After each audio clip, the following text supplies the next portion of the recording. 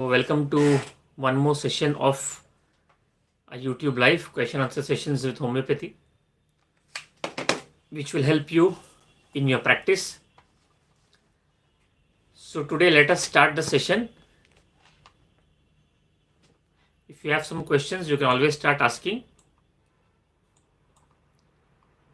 And it's very important that you please ask on YouTube only, because otherwise there will be a dual thing, either answering on the WhatsApp or on the YouTube. So can we start our session today? I hope people join in early so that we can start the session immediately.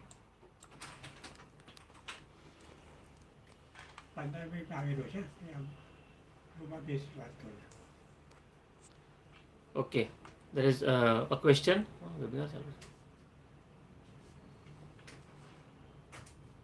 So one question which was there regarding, it's a very simple question, but still the patient who has taken a lot of salt, who craves salt, there are a lot of patients who crave salt, and then they have symptoms like what you call. So either to take craving for salt or to take abuse from salt is a very, very important question. It's a very, very important thing. Because when you take craving for salt, of course, there are drugs, there are natramurus there and other lot of drugs, but abuse of salt is very important. I had a case where the patient used to eat a lot of salad with a lot of salt sprinkled in it, and his explanation was that he, without salt, how can salad be eaten? I don't like salt, but without salt, how can a salad be eaten? Lot of remedies prescribed, the whole case was taken, but I just took this prescription, just maybe that he has taken a lot of salt and there is abuse of salt in the body. So we gave the patient the remedy phosphorus and it worked very nice and the patient was much better. So there are remedies where you have to use this rubric, abuse of salt. And in abuse of salt, there are very, very important remedies. Of course, the remedy which I basically use most of the time because I have got a very good result is phosphorus. One more remedy which is very rare, but you should remember that remedy, that is nitric spirituous dulcis. It's a very, very important remedy and it is used when there is abuse of salt. The third remedy is selenium, which I have used in my practice and with very good results.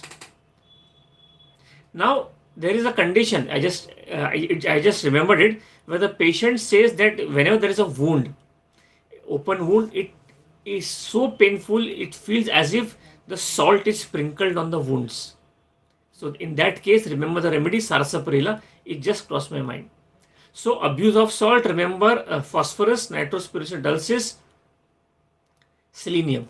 Very, very important remedy that I have used in my practice. In your Mater Medica, other remedies are, I think natramurus is there and arsenic is also there. So this is a very, very important thing to understand. Extra craving for salt or the patient is suffering from abuse of salt. First thing. Good afternoon, Dr. Belwarkar, Dr. Amit and all. How to differentiate? Of course, see, now you have to go and see what are the symptoms because of hypernatremia. But it is basically a clinical diagnosis. Hypernatremia. See what happens that if the patient is suffering from, it is not always possible that the patient suffers from a lot of salt in the body. You have to just see the clinical symptom. For example, hypernatremia includes symptoms of muscle weakness. There is a lot of lethargy. There is a lot of thirst. There is extreme thirst is there. Restlessness is there. These are symptoms of hypernatremia. But abuse means the patient is using salt just for taste and not because it likes it. It is the secondary. Just for taste, and he's using a lot of things and then suffers from muscle weakness or restlessness or extreme thirst or there is confusion and all, irritability, then you have to take the rubric abuse of salt. When you're only thinking craving, basically it's an innate character right from day one till now, then you take craving for salt. A very, very important differentiation, and sometimes some remedies are missed because of that. That's why I was just telling you the clinical symptom of abuse of salt and craving for salt. One more symptom, thing that a doctor asked me, that sometimes the patient is always impatient. He wants to do everything very, very fast. Good afternoon, Dr. Adlisi. He wants to do everything very fast. When he decides something, he has to do it. When he decides something and he has to do it, whether it is work, Whether it is eating, whether it is thinking, whether it is studying, whether it is sitting or speaking, everything the patient basically wants to do very fast, or the patient is impatient, or the person is impatient. Now, in this case, you can take the rubric impatient. But see, impatient, I think I've told you before, there are remedies like Naxomic is there, sulfur is there, chamomile is there, ignitia, always but if the patient is impatient, always impatient in whatever he does, then remember a very, very important remedy, and that is Cilicia. I have used this remedy only on this symptom sometimes, Cilicia. Fantastic remedy. Of course, Muxol is also there, but Cilicia I have found very, very interesting. Good morning, Dr. Whitehead. One case is a very, very important case. He is a doctor, practicing doctor, very, very good practice, a super specialist, but he was more interested in arts. So he left the practice after 12 years of practice. He left his practice, he sold his hospital, he went out of India to study arts, drawing and painting. He is MD and a super specialist DM in ortho. Just went to London to do arts. And he suffered from psoriasis, hernia, a lot of the problems. He had taken a lot of medicines, homeopathy, allopathy, Ayurveda. And he was, the most important, that he was not anti-homeopathy. So he thought that homeopathy should work in this case. He came for case taking, and this was the history. And I asked him, okay, how did you leave your running practice, so famous doctor he is? And he said, no, I was interested in arts, so I've left everything. I'll study arts. I like drawing, painting. I don't know what will happen. I don't know what will happen in future, what I will earn, or what is the future of the art, but I'm interested in that and I'm very happy. So just by this symptom, I prescribed him a remedy. Within 2 months, his psoriasis was 80 to 85% cured. 80 to 85% cured. Now, how do you interpret? I always tell you, interpretation is the key in homeopathy. How will you interpret this case, and what remedy comes to your mind that I might have given that patient? Can anybody answer? I can't name the doctor because he's a very famous doctor. Everybody knows him here. Such was the patient. Which remedy comes to your mind? Anybody?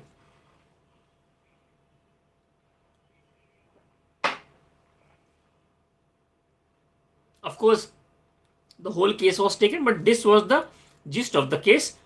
So the patient, Dr. Tony says, tuberculum wonderless. Anything else? How do you interpret? First, interpretation is the key to success. You interpret that case, and I gave the remedy. Shubham Gupta. Okay, hello. So how do you interpret this case? First tell me the interpretation. Wants to live as he wants. Okay. Anything else you can see? Anything else you can interpret from this case?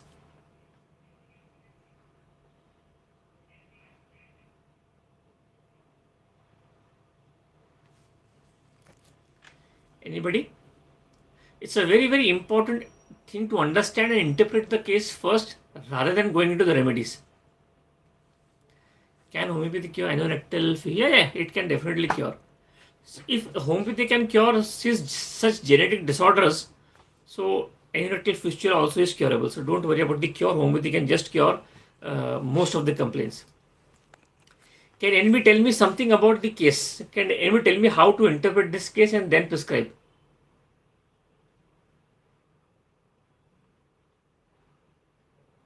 Yes, anybody?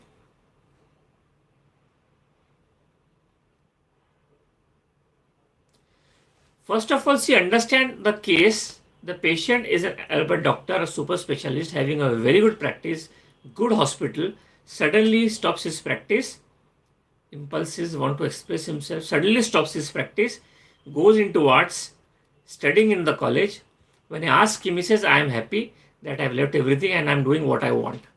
So the thing which I basically, if he was impulsive, then he would have not wasted 12 years of practice and 10 years of studies. Now he's 48.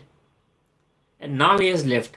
Now I took the rubric, only one rubric I took for prescription, that was contented. He was happy in what he's doing. He did not mind what will happen, but he knows that he will do something good in arts. That's why he's studying without thinking too much. He is very happy in his practice, in his decision. When he used to practice also, he used to practice only morning from 5 o'clock he used to start his operation, and 2 o'clock he used to go from the hospital, and the assistant used to see hospital, and at home also he used to relax. He was very happy. So I took the only rubric that was contented, and especially contented with himself.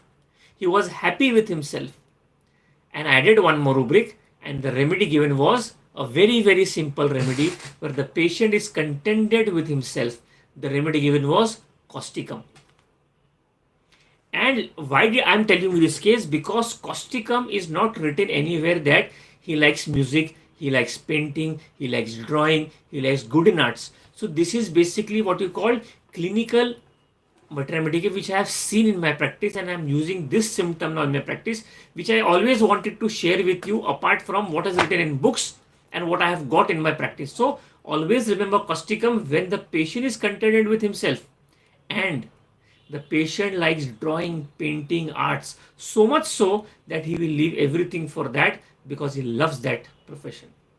Because we've already seen carcinosin, beautiful, artistic, and we have never seen causticum. But causticum, if carcinosin is not your case, do think about causticum, because causticum worked wonderfully. Not in this case, in a lot of cases where the patient had craving for arts and he left everything for that arts. So I gave him the remedy causticum 200, and he got good results within 2 months. How do you decide the potency 10M for him? No. 10M I never start unless I have used 10M. Maybe I can count in my fingers. In cases of paranoid psychosis and schizophrenia, where the patient has history of 20 years of taking all allopathy medicine but no change, I have given those cases 10M potency with fantastic results. But in this case, the case was very simple because I got the rubric very well, and causticum 200 is a medium potency. So always start basically with that potency, unless I told you the case of paranoid psychosis and schizophrenia. 10M potencies I have hardly used in my practice, and now basically I have started using LM potencies in future. I'll use LM potencies. So causticum 200. So I just want, the point was that sharing this case is, do remember causticum when the patient has craving for arts, craving for drawing, craving for a lot of other things. Of course, I'll follow up this case and see what changes the patient has, and what are the other symptoms the patient is having, to tell me something symptoms of causticum which are not written in a mater medica. So that was the main motive of sharing this case with you. And of course, contented with himself, also remember one remedy, that is magnesium sulf. But the contentment of magnesium sulf is basically because the patient has an orphanage feeling, which is there in Kent mater medica, that the patient feels there's nobody with him and nobody will always support him. So it's always better to have little things, small things which he can control by himself. He does not need anybody to tell him something or anybody to depend upon, and that's why magnesium sulf is also a very contented personality, especially contented with himself. And third remedy, you do remember a very rare remedy, you'll be surprised, that is ledum pal. So ledum pal, causticum and magnesium sulf, which I have used in my practice when the patient is contented with himself. This basically, I want to share something which I have seen in my practice. Of course, in books, a lot of other remedies may be there, but I have seen these remedies work very nice, and clinically I have seen in my OPD, it works wonderfully. Yeah, so you can always ask questions. Any other questions? Last week about low sugar tests now show a lesser pancreas. Surgery has been recommended. Yeah. So, Dr. Whitehead. Okay, as a fantastic question. A lesion was there in the pancreas. So don't suddenly immediately go for surgery, because what happens, we can definitely cure these complaints. I have lots of cases where I have basically cured that pancreatic cyst and pseudopancreatic cyst and pancreas problem. It's a fantastic, we have good results. So if you can get the whole case, then we can discuss that case. I can share some remedy. But see, for low sugar lesion in pancreas, my approach to the case would be, why there was lesion in the pancreas first of all.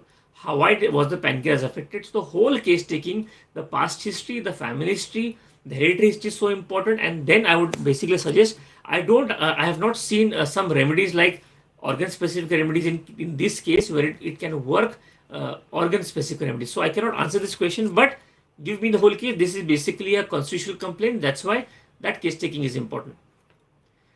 Something about Herbert Roberts' philosophy. Herbert Roberts' philosophy, I think, already taken, I think, one part in my Google Meet, I think. In my Google Meet, I have taken this Herbert Roberts philosophy. Of course, it's a different philosophy only, which basically I cannot discuss in this Google Meet, but sorry, in this YouTube, but definitely when I take a Google Meet, I think I have already discussed Herbert Roberts philosophy in a Google Meet.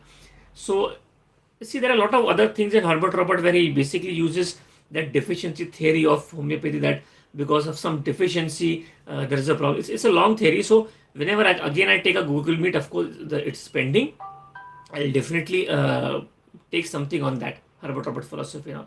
But it's a different thing, and what should I tell you? There's a lot of different theories of Herbert Roberts where he has used this our remedy, how does it act, case taking, analysis of the case, the laws of cure, and the classification of disease, the syphilis, the sora, and some symptoms of latent sora. Whether, in fact, if you remember, he has written that sora is a deficiency. He has written deficiency or sora. So it's a long history. Whenever it's a long theory. Whenever I come there, I'll definitely answer this question in a Google Meet, because there are a lot of transparent slides required to basically support what I'm telling you. So whenever I take another Google Meet, I'll definitely answer this question to you. Kid left eating after Diwali is having panic attacks, only desires smoked meat. We can prescribe. See, one thing you remember, of course, smoked meat. If anybody writes smoked meat, then one thing that comes to our mind is very simple.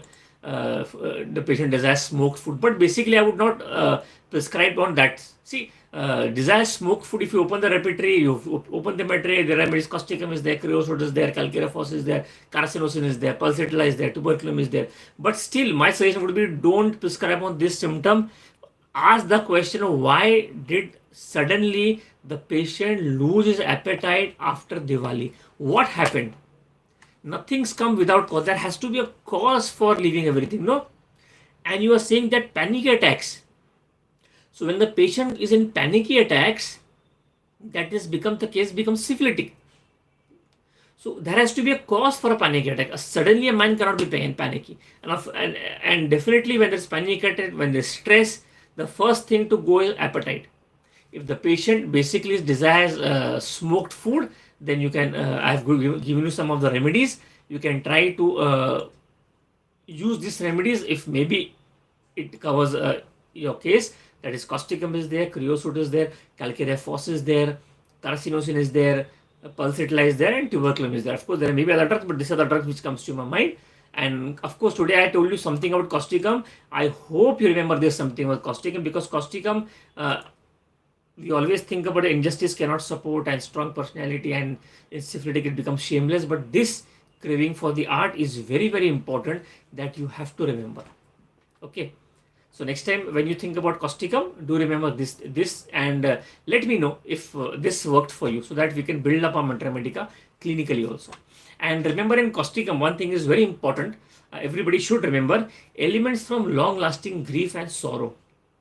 These elements of long-lasting grief, normally we don't think about causticum. We think about maybe natrimure or maybe acid phos or staphylos aureus. But causticum is a very, very important remedy. Elements from long-lasting grief and sorrow. Elements from loss of sleep. And you will see in today's world, treating doctors or chartered accountants or lawyers or professionals, they work day and night. They work day and night suffering from loss of sleep, which is prolonged. And just by this symptom of loss of sleep, you can see causticum works beautifully. Or from night watching, or from certain emotions, from fright, from fear, from anger, from vexation. Everything is causticum. In fact, causticum is a very, very interesting remedy when there's elements from suppressed eruptions. Normally we think about sulfur or nux vomica, but causticum add in your mater medica. Elements from suppressed eruptions, very, very important. The child is very slow in learning to walk. We never think about causticum, but causticum is a very important remedy. Elements from long-lasting grief, sorrow, and loss of sleep and light watching. Loss of sleep is a very important symptom because in today's world, everybody basically is working 12 to 14 hours in a day, especially professionals. So they definitely suffer from that loss of sleep, and in the course of time, 10 years, 20 years, it develops a lot of symptoms. In fact, cases of diabetes and blood pressure also develops because of this loss of sleep. So this symptom of causticum will basically help you in treating a lot of cases of this occupational diseases or lifestyle disorders with loss of sleep. So remember this symptom. Now, of course, see what is Sora. In Sora, if the patient has craving for arts, do think about causticum. Thank you. Okay, woman 30 years of age, burning, flushing in cheeks, blood vessels, aggression from heat, possible reaction of food, hepatic allergy and all, very anxious, sits with cold packs on cheeks. Maybe I should try causticum here, alumina and holinum. So you want that the patient is better by cold. See what happens, anaholinum, you are basically you're prescribing anaholinum, you're telling the answer, no. See what happens in case where the patient is suffering from burning in the cheek and there is the patient is better by, it's a very important symptom, but the remedies are by cold compression. Yes. So what happens in this case? By cold fomentation. By cold fomentation, the patient is better. Remember there are some very, very interesting remedies where the patient is better by cold fomentation, or you can say cold application. Anybody can give me the answer?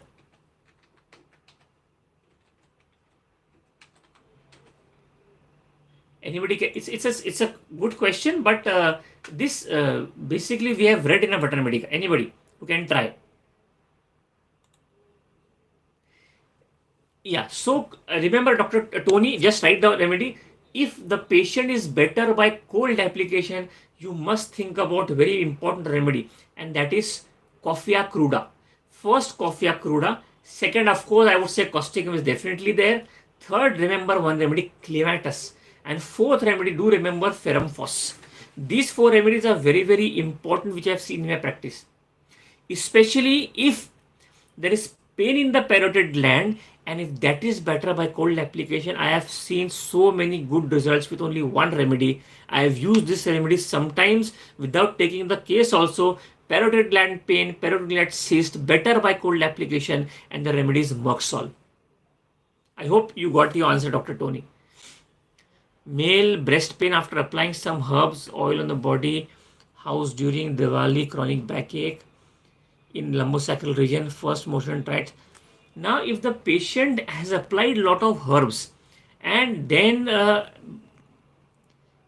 bath outside, chronic backache is there.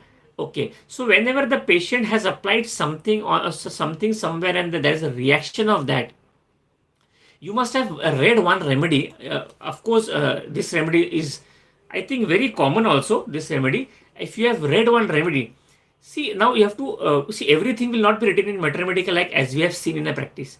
There is one remedy basically which is written in a Mater Medica, that whenever the patient comes by applying a lot of cosmetics on the face and then the pimple starts, which remedy we think about? Anybody? When the patient applies lot of cosmetics and he suffers from lot of pimples on the face, then which remedy we think about?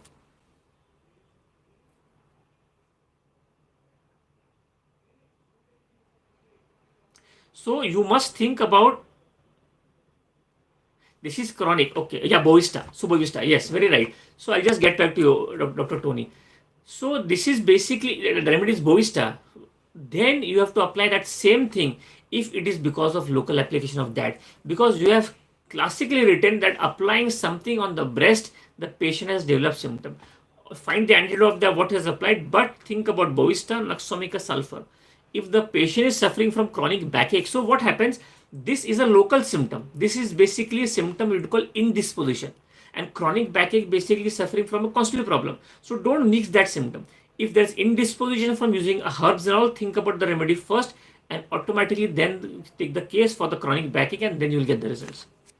Yeah, Dr. Tony, so if it is chronic, it is a chronic complaint also, you have to think about cough-ya, causticum, ferrum phos, and caliphos also.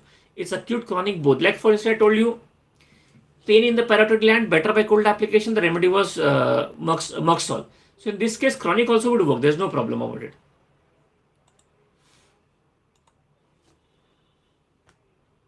Yeah, Doctor, no problem. You can always join in and start. So I hope you got cold application. That is important for us.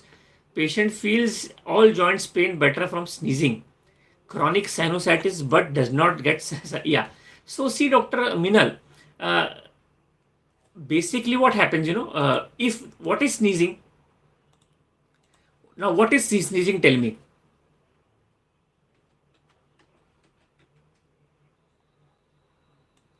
What is sneezing? Now, if you have to prescribe some symptoms or remedy, your mater release. So your mater medica application, I always tell you, the interpretation is very, very important.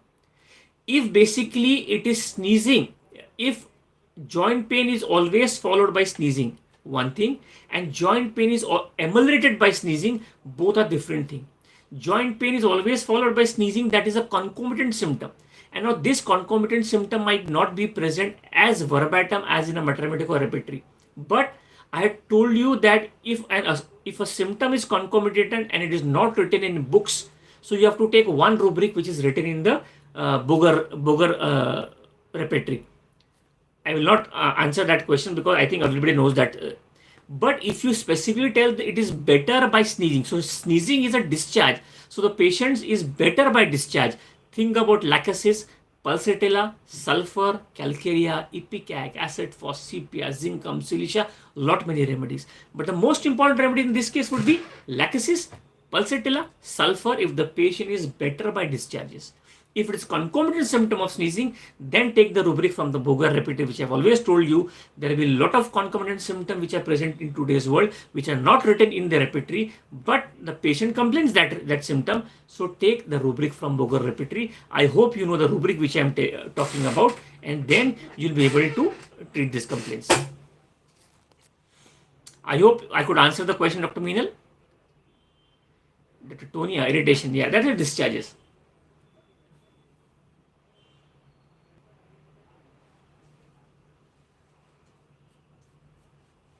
Yes, anybody? I hope you got the answer, Dr. Meenal, or still you're confused.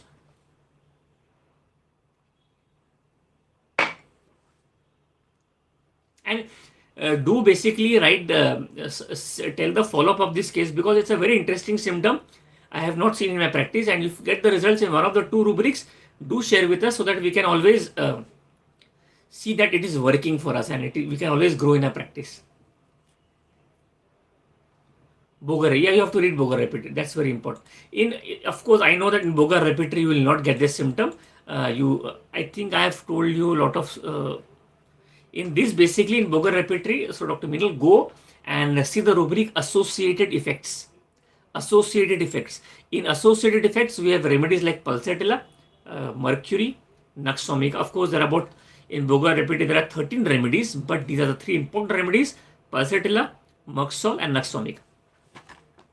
So I have given you both the answers. Eliminate from sudden exposure to petrol from bike tank, loses smell, chronic with swelling of adenoids. See, now again, there is no basically rubric as in petrol. But now you have to again interpret. What will you interpret? That is important. What will you interpret? Now, there is sudden loss of smell. So we have a very important rubric, suddenness. So do ask the patient whether in patient anything sudden event is there or not. Sudden coryza, sudden cough, sudden headache, sudden hair fall. This suddenness is there. If that is the case, then what you call a sudden becomes a very, very important entry point, or you can say the defining symptom and the rubric of the patient. So you can enter the case from suddenness and then see the symptoms of adenoids and other symptoms, and then you can enter the case. Google Meet will be there, Dr. Amit. I'm just a bit slight busy, not calling busy, but maybe my time is I'm not able to manage my time. So I'll do it. I know it's pending for a lot of time now. Dr. Riaz says 80-year male patient with Parkinson's disease symptoms, dementia, bradykinase, urine incontinence, sometimes bowel incontinence, no tremor, suggest some medicine. So basically, Dr. Riaz, what happens? Again, I think this was a question again one time that people has asked me. Parkinsonism basically is a degenerative disease. To stop the degeneration or to minimize the progress, you have to basically have a constitutional remedy. I have never given a basically particular remedy for Parkinsonism. Of course, there are remedies which people use, like gilcymium is there, phosphorus is there, plumber metallicum is there, nitric acid is there, and mercury is there. These remedies basically a lot of people use it, and gelsemium is a remedy which a lot of people use in LM potency, frequency for tremors and all, and they have good results. But if you ask me, I will go basically through consultative prescription. Purulent discharge from wound since many days, dries and starts again smelly. Oh, okay. Now see, dries up. That means say discharge is purulent. In this case, it is very important to see if it dries up. If it dries up, how is the scab? The scab symptoms are very, very important. Sometimes see the pustules that it is scabby, like arsulflavum. We have calcarea carb. We have sulfur. So these scabs are very important. How the scab easily detachable, or scabs are painful. The scabs cause bleeding.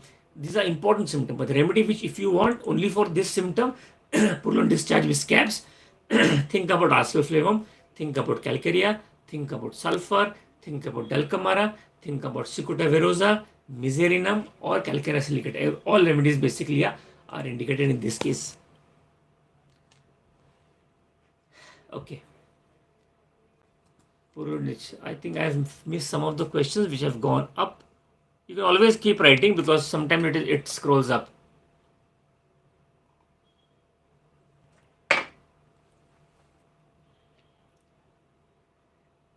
Yes, any other questions? I'll take one or two questions more. Male 15 graying of why so early?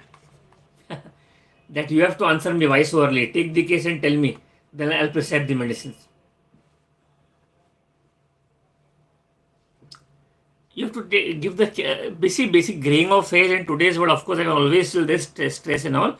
But in today's world, it is a very competitive world. In today's world, the competition is so high and it's a cutthroat practice. So people use a lot of means and ways to get up and get going in life. In those conditions, what happens that if you cannot, if you are if you are in the rat race, but if you cannot compete, there's a lot of stress, and then you have graying of hairs. First, most of the reasons I found. Second, basically a lot of expectations from society, from parents, from everywhere, which the patient is not able to do it, the graying of hairs, or diet problem, not enough protein in the diet, lot of junk food, no timing of the food, sleep pattern problem, then also you can get graying of hairs.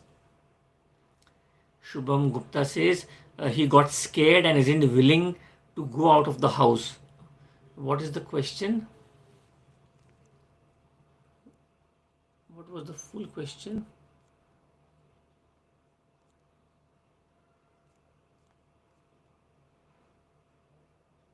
Okay, Diwali. Oh no, if you say what happens that the patient, there normally I have never seen that the patient suffers from suddenness of and then panic attack. I don't know why did he get scared. Scared for what? From the crackers, the noise of the crackers and all. Suddenly the patient becomes fearful. Okay, and I think once I told you one symptom that the patient develops panic attacks and fear suddenly without any cause. I told the remedy also. Think about aconite napellus. Of course, the first remedy that you should think about and give is aconite napellus.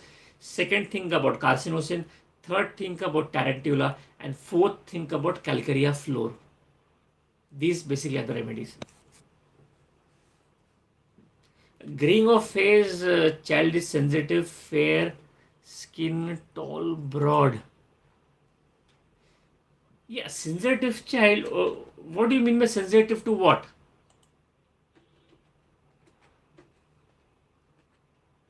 See, in sensitivity, of course, the children who are sensitive, you can take a lot of remedies. Children sensitive, you have remedies like phosphorus, we have chamomilla, we have Staphysagrera, we have belladonna.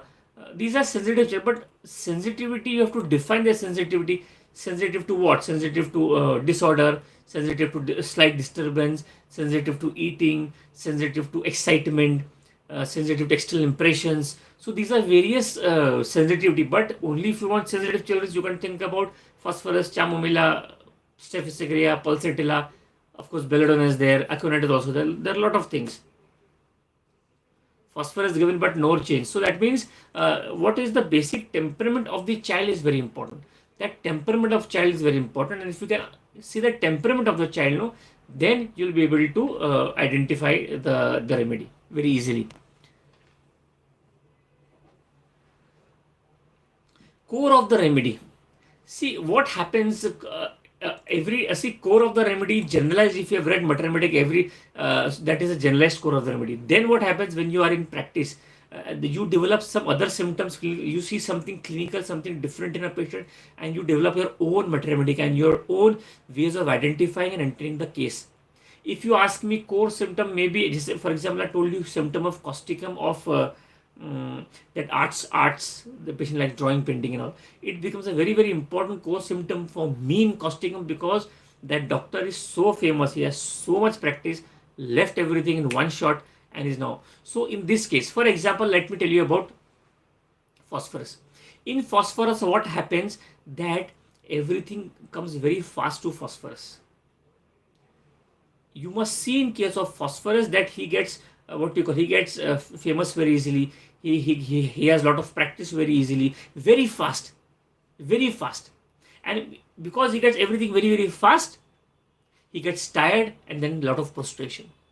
In the same physical symptom, if you see phosphorus, what is phosphorus? Young people who grow very fast but inclined to stoop, get everything very fast in life but suffer from prostration, suffer from weakness. That's why they're very restless, and after some time they get everything so fast that they vary of life. There's a lot of gloomy, there's foreboding. That is phosphorus. So just by understanding the fastness of phosphorus, the whole sorrow, psychotic and syphilitic picture is in front of your mind. That's why if you see phosphorus patient, if you see eyes of phosphorus, it is written that surrounded by blue rings around the eyes. Everything is so fast. The patient goes very fast. The constitution is very fast. That is why I see in my practice. So if I get this case, sometimes I see the fastness in phosphorus right from developing. He becomes tall very fast. Then he becomes stoop shoulders, lot of stretch marks. Because of fastness, progress fast, there's a lot of sleep, and that's why after some time he becomes very weak, there's prostration, there's nervous debility, there is trembling, then syphilitic, they suffers very of life, full of gloomy forebodings. That is phosphorus. In face, then blue rings around the eyes, Hippocratic face, that is phosphorus. So in this, basically we develop our own mathematics in our practice. Of course, there are basic gist which have been written in the mathematics by different authors, which you must understand, and then use your own mind in your practice and see clinically what are you are getting symptoms, especially the cases which you have cured, that you have to keep it with you and always refer that case, and always have a follow of the patient for years, so that you know basically what is happening in the patient's life, and then you can make a beautiful mathematics of yourself. Male patient desires spiritual ecstasy, wanders everywhere, but suffers disappointment, symptoms aggravate in the bed.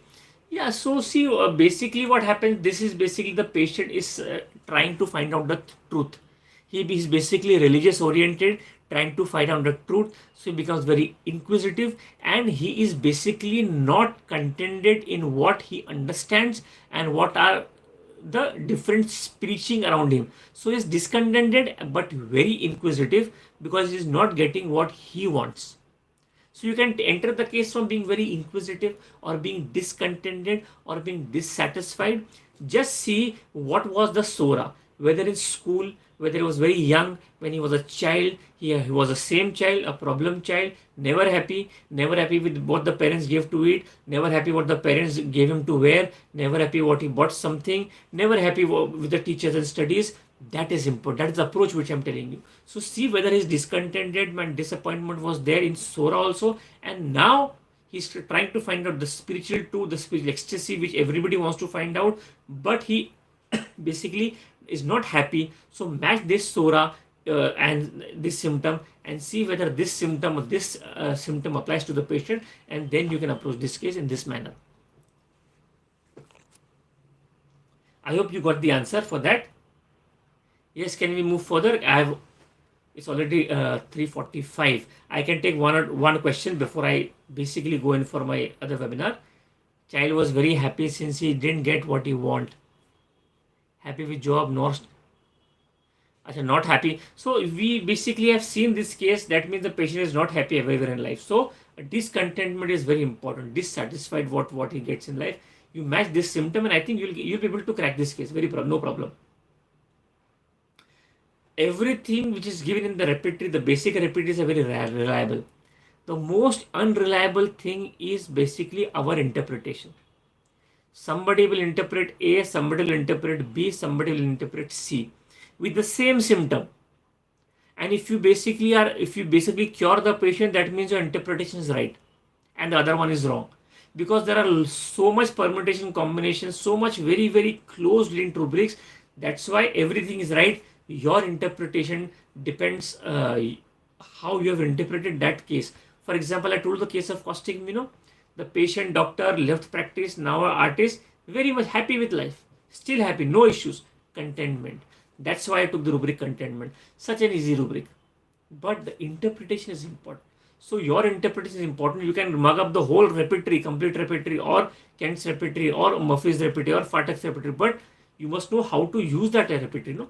If you have a lot of guns with you, but you don't know how to start the gun or how to use the guns become useless. So your interpretation is important. Yes, interpretation is the art of homeopathy prescribing. That's why it's an art, and that's why basically in all Google Meets I tell you a basic case and then interpret, so that it becomes very easy for you. That how did I interpret? That's the way. So just one last question I'll answer then before I stop my YouTube, because I have one more webinar at 4 o'clock. Yes, one question more. Rubrics of mind, basically I would suggest not to read any rubrics of mind books. Read the repertory. Whatever rubrics of mind I've seen are basically, for example, the rubric abundant. In a rubric of mind, you'll get the meaning of abundant, which is there in the repertory, in the dictionary. So instead of basically using that rubric of mind book, just implied, no, there are no books for that. Then you have to basically understand, and whenever you're understanding that implied rubrics, no, don't basically hear the meaning of only implied rubrics. That rubric has to be shown in the case, and you must see the case whether that implied rubric is there in the case. Otherwise, theoretical, I can tell a lot of implied rubrics, but it has to be implied on the case, and that implied rubric becomes the authority then. So it is very important. Just open the repertory, and if you are finding it difficult, just open the dictionary and see the meaning of that, rather than understanding and hearing from those authors who have just written the whole rubric and the whole understand the rubric from the dictionary. That's all. Okay. Yeah, I'll be doing it rubric. I'll be doing the Google Meet. I know. I just caught up in some different work, and also I was a bit busy. But implied rubrics and the interpretation of repertory is such an important tool. You'll be happy, and you'll see a lot of results in your practice with different interpretation. Yeah, there are two. See, if you find the rubrics too similar, leave it. Leave that rubric. In homeopathy, let me be very clear, homeopathy case taking, there are so many ways to enter, there are so many rubrics to prescribe, so many mathematical symptoms are there in a case. If you find it difficult, leave that. Move forward. As you start treating the case and you start curing the case, you will automatically find the rubrics meaning and that. Okay. Repertory mind room may have rubrics, same meaning, different, how to differentiate. I told you, just take a repertory, start from day one and see the dictionary meaning. It's very simple. But the most important learning is from your case. Whenever you have cured the case, just follow up the patient for years. Tell him I'll not charge you, but just keep a follow-up. You see the different shades the patient goes from there. And those shades of what the patient is telling you should be written in your case taking form or the repertory form which you're using for the patient, and then you can make the whole mathematics out of that, and you need only 20 to 25 remedies to get that confidence that you can interpret rubric very well, and then you'll be having fantastic results. Clinical mathematics, clinical rubrication, that is important. So everybody, thank you for joining. I'm a bit late on my second webinar, so meet you on next Sunday for another YouTube live. Still one question is pending, that why did the patient use the handkerchief every day to wipe the lips? So what was that, the meaning of the interpretation of the rubrics, and which remedy I gave? I'll answer that question in the next YouTube live. So you prepare the answer and let's see, can we get the answer of that rubric? Thank you so much.